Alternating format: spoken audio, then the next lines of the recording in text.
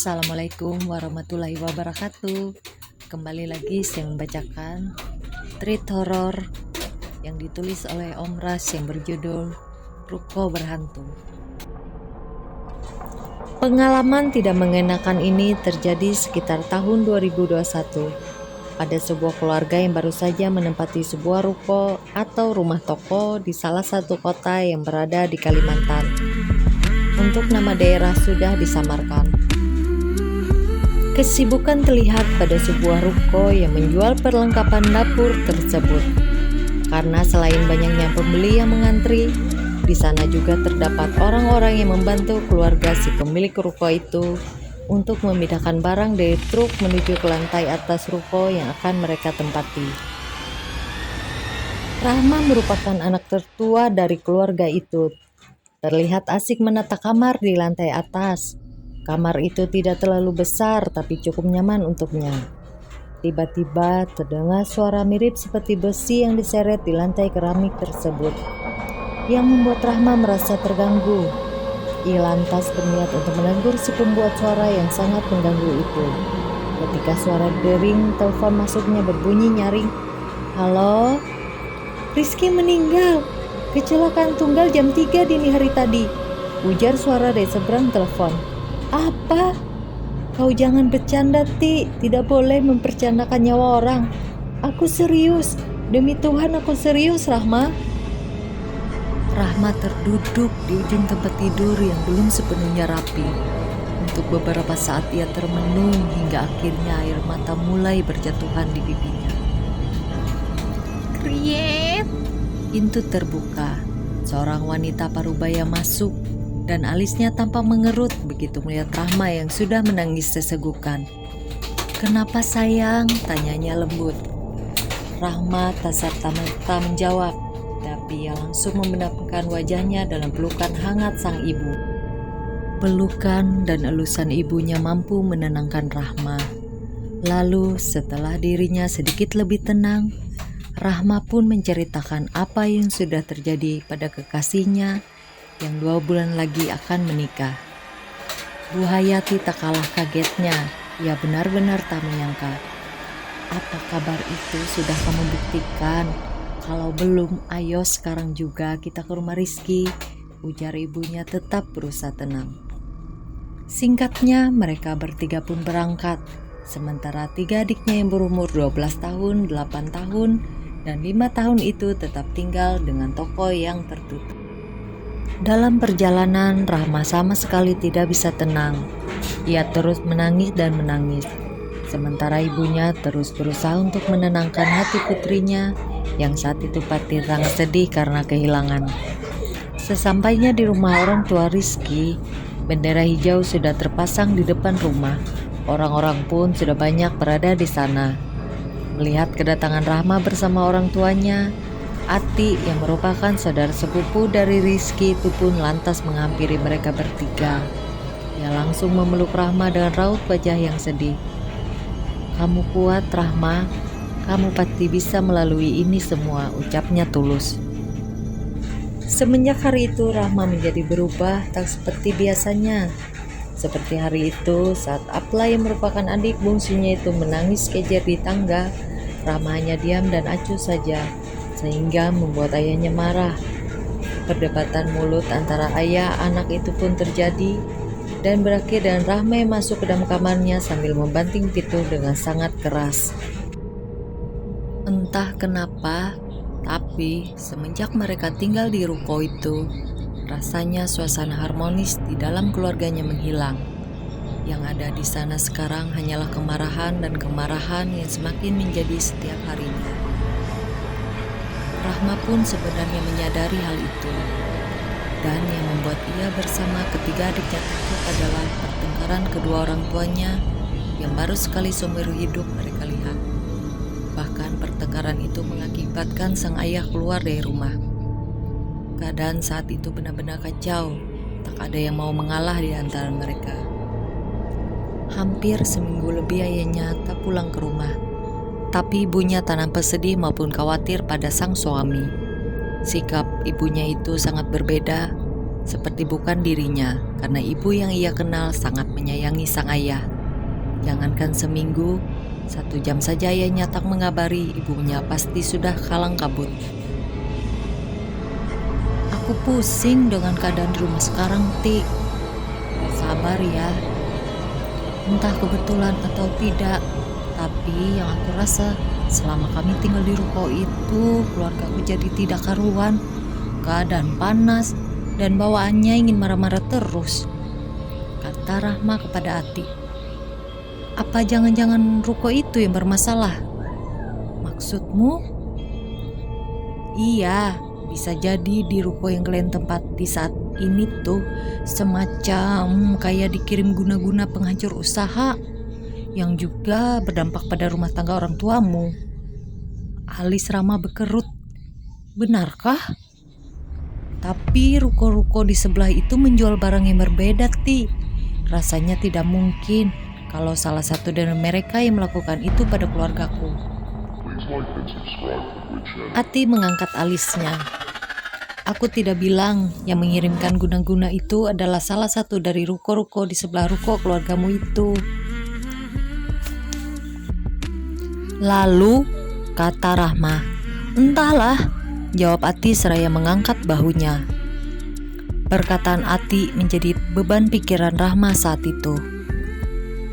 Apa benar keluargaku terkena guna-guna? Sebenarnya aku tidak percaya. Tapi kalau dipikir-pikir masuk akal juga, batin Rahma malam itu sambil menatap langit-langit kamarnya.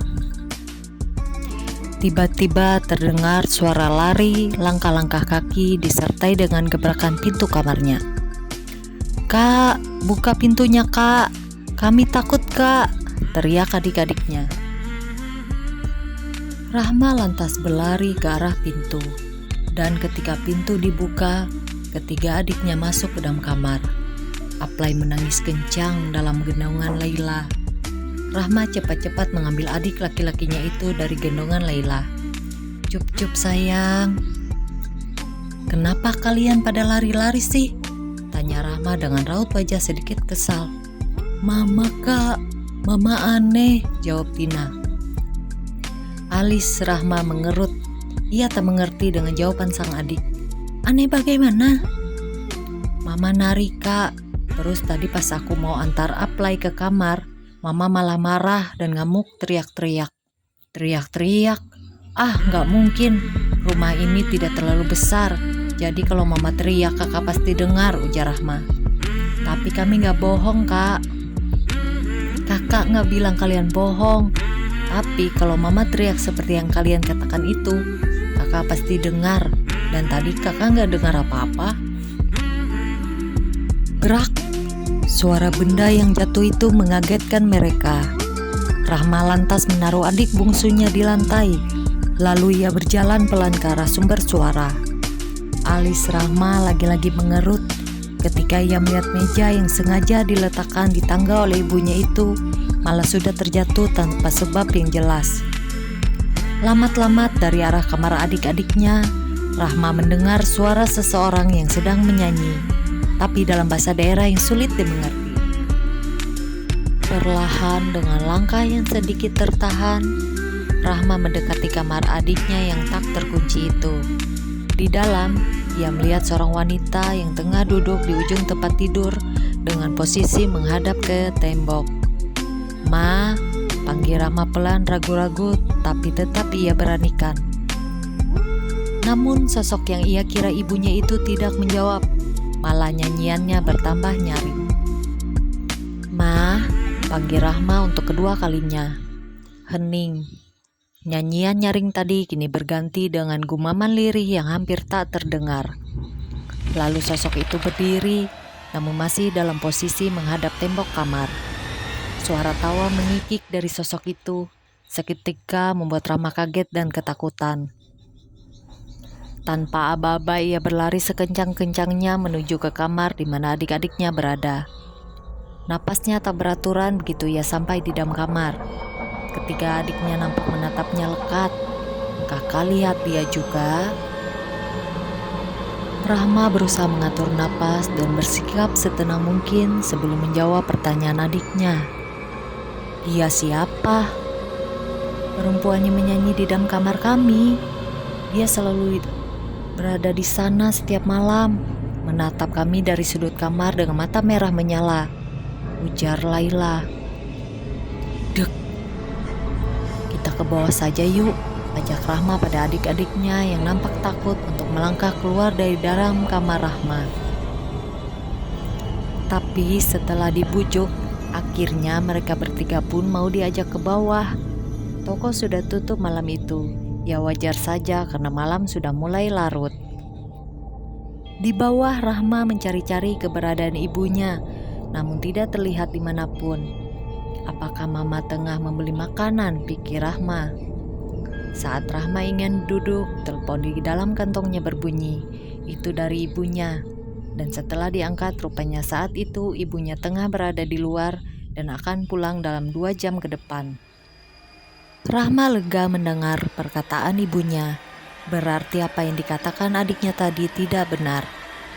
Kalian lapar tidak? Ketiga adiknya menggeleng. Rahma pun tersenyum. Kemudian ia mengajak adik-adiknya untuk tidur. Kami tidak mau tidur di kamar, Kak. Lalu kalian mau tidur di antara tumpukan beras ini? Kami ikut kakak saja ya, rengek ketiganya. Rahma menghela napas panjang sebelum mengangguk.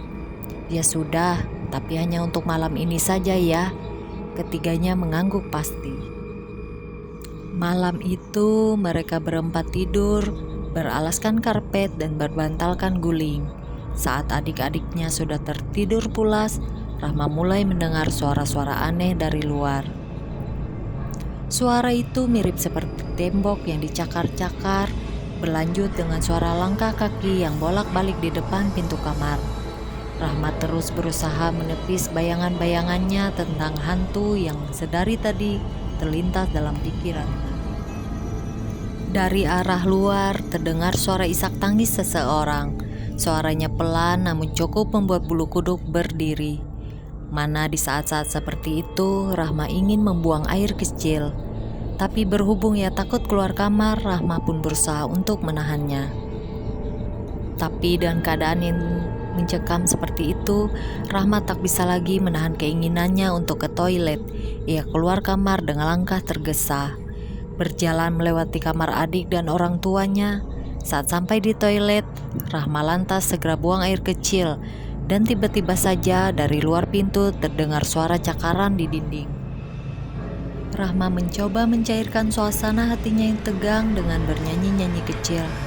Tapi tiba-tiba nyanyiannya itu dilanjutkan seseorang yang berada di luar toilet. Mendengar suara asing itu, Rahma hampir menangis.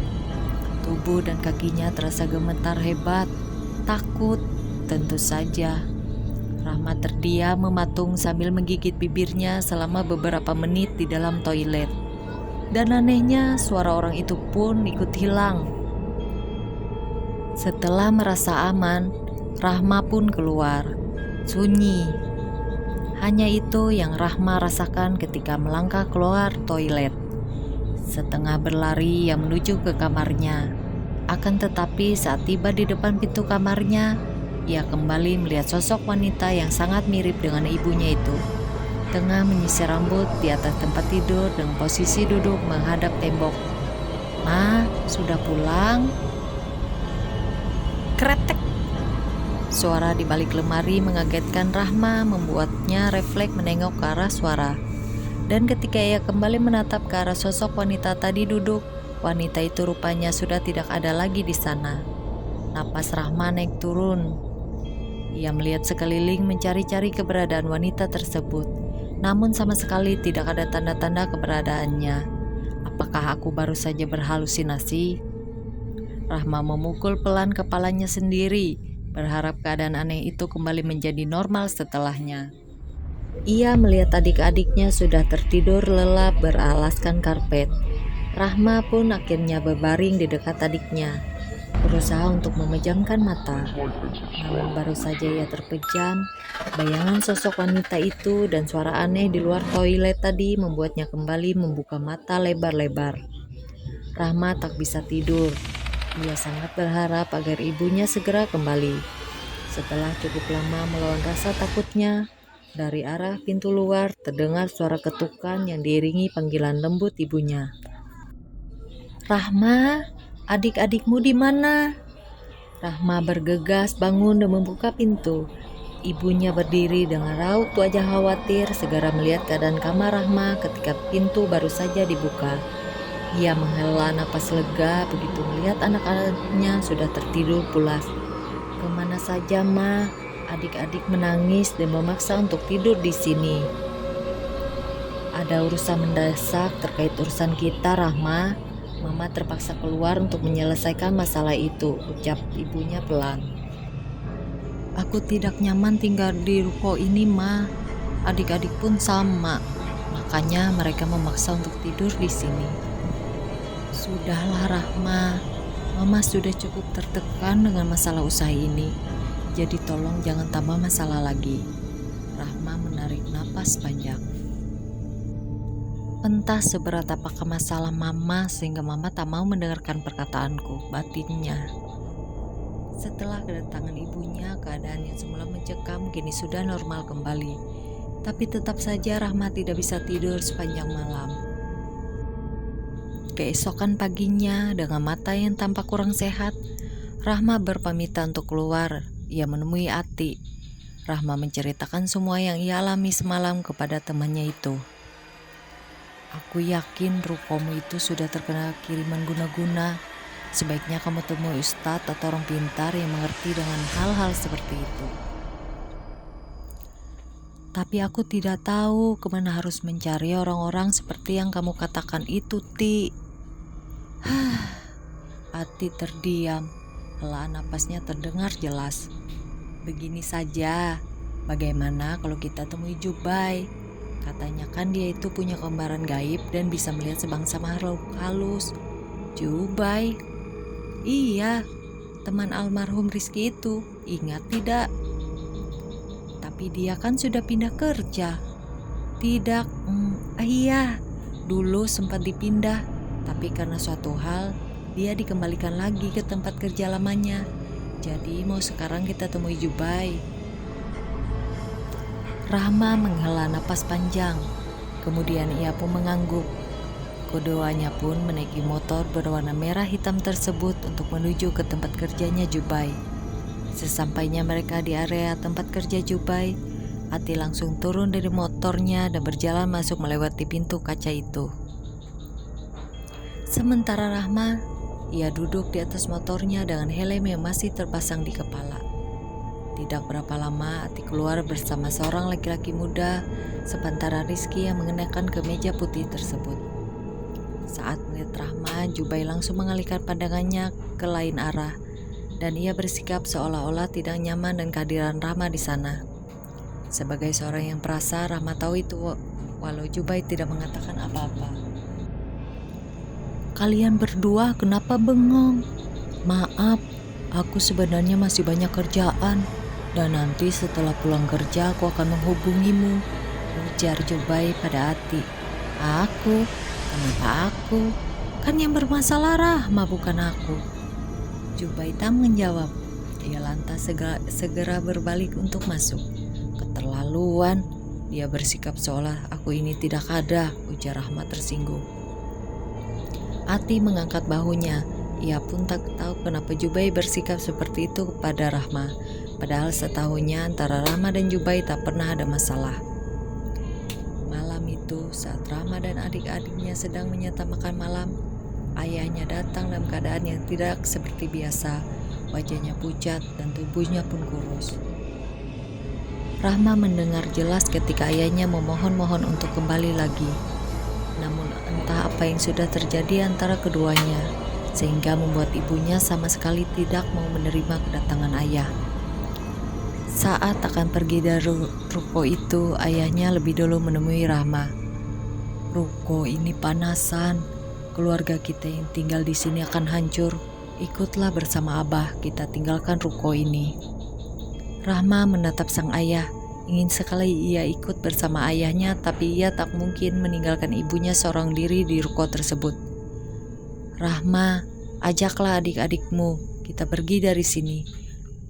Maaf, Bah, tapi aku tidak akan pergi kalau Mama tidak ikut kita. Sepulang ayahnya dari sana, Rahma berusaha membujuk ibunya untuk segera pindah dari ruko itu. Tapi yang Rahma dapat hanyalah omelan dan bentakan dari sang ibu. Makin kesini ibunya terlihat seperti sudah tidak peduli dengan keadaan sekitar. Yang ia pikirkan hanyalah tentang usahanya yang bermasalah. Membuat Rahma benar-benar kesal. Ditambah lagi ketiga adiknya tidak ada yang mau tidur berpisah darinya. Setiap malam mereka terus memaksa tidur di kamar Rahma. Kak, aku tidak mau dengar apa-apa. Kalian pergilah masuk ke dalam kamar kalian. Aku tidak mau kalian tidur di sini lagi. Badanku sakit-sakit gara-gara tidur di lantai, bentak Rahma. Aplai menangis mendengar Rahma yang membentaknya. Sementara Laila hanya menatap kakaknya dengan tatapan yang sulit diartikan. Brak, pintu kamar Rahma tutup dan kencang. Padahal adik-adiknya baru beberapa langkah pergi meninggalkan pintu. Rahma memijat kepalanya yang terasa sakit. Rasanya sulit sekali untuk mengendalikan emosinya saat itu. Tiba-tiba terdengar notifikasi chat dari Ati. Dengan enggan Rahma meraih HP-nya lalu membaca isi chat yang sangat panjang itu. Dan inti dari pesan tersebut ialah Ati yang menyampaikan apa yang dikatakan Jubai padanya, bahwa ketika ia bertemu Rahma tempo hari, ia melihat sosok berwajah buruk yang terus menyisir rambutnya sambil bernyanyi berada tepat selangkah di belakang Rahma. Dek, jantung Rahma berdebar kencang. Ia seketika langsung melihat ke sekeliling kamarnya, tapi tidak ada siapa-siapa. Rahma, kau harus hati-hati. Sosok itu membawa aura buruk untuk kau dan keluargamu. Jubai bilang bila kau merasa marah jangan lepaskan kemarahan itu. Tapi sebaliknya kau harus bersabar, karena amarahmu itu bisa memperburuk keadaan keluargamu. Malam itu juga Rahma langsung berwudu dan berniat untuk sholat. Sholat yang sudah lama ia tinggalkan. Namun saat ia bersujud, di bagian punggungnya terasa sangat berat. Dan jujur saja ketika itu Rahma benar-benar tidak khusyuk dalam menjalankan sholatnya. Pikirannya melayang-layang memikirkan rentetan kejadian aneh di dalam rumah itu. Lama-kelamaan rasa berat pada punggungnya itu berubah menjadi rasa panas yang membakar. Hihihihihihi. Suara dari sudut ruangan kamarnya terdengar mengikik, membuat bulu kuduknya seketika merinding. Rahma yang memang sholat tidak khusyuk itu pun langsung berlari keluar kamar dengan masih memakai mukena. Ia menangis ketakutan sambil berteriak-teriak memanggil sang ibu yang saat itu entah berada di mana. Ma, tolong ma. Tiba-tiba saat ia menuruni tangga, Rahma merasa seperti ada seseorang yang mendorongnya dari belakang. Tangan itu begitu terasa mendorong tubuhnya hingga membuat Rahma kehilangan keseimbangan dan jatuh. Untungnya pada saat Rahma didorong itu ia sudah berada di beberapa anak tangga terakhir, sehingga ia tidak mengalami luka-luka serius. Aduh, ringisnya. Tapi anehnya sedari tadi ia sama sekali tidak melihat ibunya. Dengan tertatih Rahma berjalan keluar. Karena pada saat itu pintu ruko masih terbuka sebagian. Di saat sedang mencari-cari keberadaan ibunya di luar, tiba-tiba saja Rahma mendengar suara teriakan adiknya yang nyaring. Laila berlari tergopoh-gopoh keluar sambil terus berteriak tanpa henti. Tolong adik-adik kak, mama. Isak Laila tidak bisa meneruskan kata-katanya. Rahma yang seolah tahu apa yang terjadi, lantas menyuruh adiknya untuk meminta bantuan pada orang-orang di sekitar tempat itu. Sementara dirinya sendiri langsung lari menuju kamar adik-adiknya. Astaga, mama! Teriak Rahma begitu melihat ibunya yang sudah seperti orang kerasukan itu tengah memukuli kedua adiknya. Sudah mas, sudah! Diam kau! Mereka harus mati malam ini juga. Kau bukan mamaku. Mamaku tidak akan memukuli anak-anaknya seperti ini. Rahma mendorong tubuh ibunya hingga jatuh ke lantai. Dan anehnya dengan dorongan yang tidak seberapa itu, ibunya langsung pingsan. Rahma memeluk kedua adiknya dengan erat. Tidak berapa lama, datanglah Laila bersama dengan beberapa orang yang merupakan tetangga ruko mereka. Tanpa bertanya apa yang sudah terjadi, orang-orang itu membantu. Tapi sesekali mereka melihat sekeliling, seolah sedang memeriksa sesuatu. Ayahnya Rahma yang entah bagaimana sudah berada di antara mereka. Ia mengucapkan terima kasih pada orang-orang yang sudah mau membantu keluarganya tersebut. Ruko bapak ini sebelumnya sudah beberapa kali ditempati orang-orang, tapi semua yang pernah menempati ruko ini selalu mengatakan kalau hawa di sini sangat panas. Dan mereka juga kerap kali mengalami gangguan-gangguan yang tidak masuk akal. Mulai dari kompor gas yang menyala sendiri, pintu kulkas terbuka tiba-tiba, air keran menyala padahal tidak ada siapa-siapa yang menghidupkannya. Pokoknya masih banyak cerita-cerita aneh dari penghuni sebelumnya tentang ruko ini. Meskipun begitu, tapi kami yang berada di sebelah sama sekali tidak pernah merasakan gangguan-gangguan seperti itu, Pak. Cuma kami sering melihat seorang wanita dan anaknya warawiri keluar masuk ruko bapak saat ada pembeli. Awalnya kami mengira itu adalah salah satu pembeli di toko bapak. Tapi ya juga ada saat ruko tutup dan menghilang secara tiba-tiba setelah bolak-balik di depan ruko, sambung yang lainnya. Saya percaya dan apa yang bapak-bapak katakan itu, ruko ini memang ada penunggunya. Dan penunggunya tidak senang jika ruko ini dihuni oleh orang lain, ujar ayahnya Rahma. Tapi saya meminta izin pada penunggu ruko ini untuk tinggal selama beberapa hari lagi di sini, guna mempersiapkan kepindahan kami ke ruko yang baru. Dan selama beberapa hari itu jangan lagi kalian ganggu kami, lanjut ayah Rahma seraya mengedarkan pandangannya ke segala arah di dalam toko tersebut. Ucapannya itu diikuti anggukan bapak-bapak yang lain. Prang! Suara benda kaca jatuh mengagetkan orang-orang yang berada di sana. Suara tanpa wujud itu menyita semua perhatian orang-orang, membuat mereka saling pandang sebelum akhirnya berpamitan untuk pulang. Dengan wajah ketakutan, malam itu mereka beristirahat dengan keadaan yang benar-benar mencekam. Namun anehnya, kejadian aneh itu tidak terjadi lagi sampai Rahma dan keluarganya resmi pindah dari tempat itu. Meski awalnya sang ibu bersikeras tidak mau pindah, setelah pindah dari ruko tersebut, Rahma mulai merasakan kehangatan pada keluarganya kembali. Tidak ada pertengkaran lagi di antara mereka. Jubai, panggil Rahma ketika mereka bertemu di salah satu tempat perbelanjaan di kota itu. Jubai menoleh dan nampaknya ia tidak bisa mengalihkan pandangan pada Rahma. Tapi sebenarnya yang ia lihat bukan Rahma, melainkan sosok wanita cantik yang mengikuti Rahma. Selesai.